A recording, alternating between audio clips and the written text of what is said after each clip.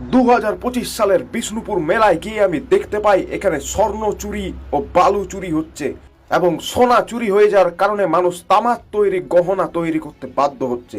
আমি বললাম চুরি হচ্ছে তো পুলিশে খবর দেননি কেন? তারা বলল মাথা না খেয়ে এখান থেকে কেটে পড়ো।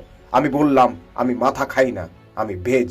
এই বছর ঠান্ডা এত পড়েছে যে মাছও জল ছেড়ে ডাঙ্গাতেই ঘোরাঘুরি করছে মানুষের ইশারায়।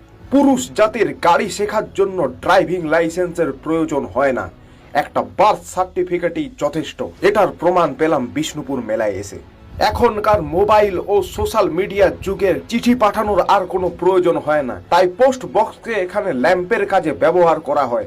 এর থেকে আমার আরেকটা জিনিস মনে পড়ে গেল, একটাই পোস্ট, বাকি সব ল্যাম্প পোস্ট। বিষ্ণুপুর মেলায় আপনি ডিরেক্ট অ্যামাজন থেকে কফি অর্ডার করতে পারেন, যদিও ফ্লিপকার্টের ফ্যাসিলিটি এখনো চালু হয়নি দেখলাম। এখনকার দিনে ট্রাক্টর কেনার জন্য আপনাকে শোরুমে যাওয়ার প্রয়োজন নেই, আপনি মেলা থেকেই অনায়াসে কিনতে পারেন।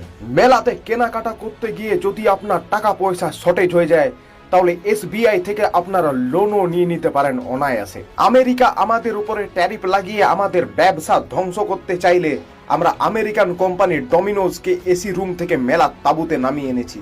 নিচের দিকে তাকিয়ে হাওয়াতে তীর মারার অভ্যেস করছিল এক দাদু। তাকে এই ব্যাপারটি জিজ্ঞেস করায় তিনি জানেন অর্জুন যে মাছের চোখে লক্ষ্য ভেদ করেছিল সেটা তার কাছ থেকেই শেখা। আমার যে বন্ধু বান্ধবরা জীবনে প্রায় বাঁশ খান, তাদেরকে আমি বলি বাঁশের দুটো ফ্লেভারও আছে, টক আর ঝাল।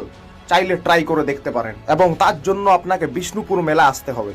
পাকিস্তানে ধুরন্ধরের মতো আরো কিছু গুপ্তচর পাঠানোর জন্য তাদের ট্রেনিং দিয়ে রেডি করছিলেন এজেন্ট হামজা আলী সেনগুপ্ত। একটা লোহার টাঙ্কির রং একজন ঘষে তুলে দিচ্ছিল দেখে আমি দোকানদারকে বলি, একে কিছু বলবে না, এই যে রংটা তুলে দিচ্ছে? দোকানদার বলে, বোকা, ওটা একটা আইসক্রিম।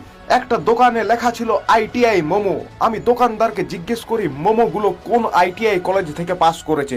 দোকানদার আমাকে সেখান থেকে তাড়িয়ে দেয়। তুফান নামে এক রেস্টুরেন্টের দেখা পাই, যাদের ট্যাগলাইন ছিল তুফান রেস্টুরেন্ট বছরে একবারই আসে, আর যখন আসে তখন বিষ্ণুপুরে মেলা বসে। ঘুরতে ঘুরতে একটি চিকেন পকোড়ার দোকান চোখে পড়ে, যেখানে চিকেন পকোড়ার দাম ছিল মাত্র ₹10।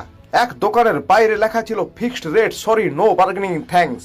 আমি তাদের বলি, আমি তো তোমাদের বন্ধু, so no sorry, no thanks. এবারে 50 টাকার জিনিসটা আমাকে 15 টাকায় দাও। দোকানদার কিছু করার আগেই আমি সেখান থেকে পালিয়ে যাই। মেলার আনন্দ নিয়েই যাতে সবাই পড়াশোনা ও চাকরি করতে পারে, তাই বিদ্যালয় থেকে অফিস সবই মেলার থেকেই পরিচালনা করা হচ্ছিল। মেলাতে এমন বাসনের সেট বিক্রি করা হচ্ছিল যেগুলো 0.02 সংখ্যার ফ্যামিলির জন্য একদম পারফেক্ট। মেলাতে এসেই জীবনে প্রথমবার সরীসৃপ সিংহ ও সরীসৃপ বাঘের দেখা পেলাম। একটি কটন ক্যান্ডির